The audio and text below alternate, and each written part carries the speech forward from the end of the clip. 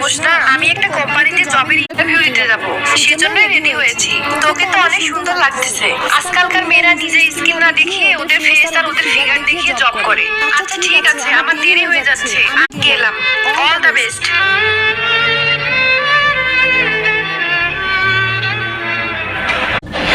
Miss প্রীতি, আপনার সিভিটা তো অনেক ভালো, যেমনটা আমি চেয়েছিলাম, কিন্তু তোমার এটা অনেক বেশি হয়ে গেল না? অনেক বেশি মানে? এর মানে এটাই মিস প্রীতি, তুমি তোমার বুকের মধ্যে ফ্রুটস লুকিয়ে দিয়েছো। সো তোমাকে তো দেখতে সুন্দর লাগবেই। সো তুমি যেটা করেছো না, সেটার জন্য তোমাকে চাকরি দেবো না। স্যার, আপনি কিভাবে জানলেন আমি এগুলো করেছি? আমার কাছে তোমার বান্ধবীর কল এসেছিল। হ্যালো স্যার, আমার কাছে একটা ইনফরমেশন আছে। আপনার কাছে একটা মেয়ে আসবে প্রীতি নামে, সে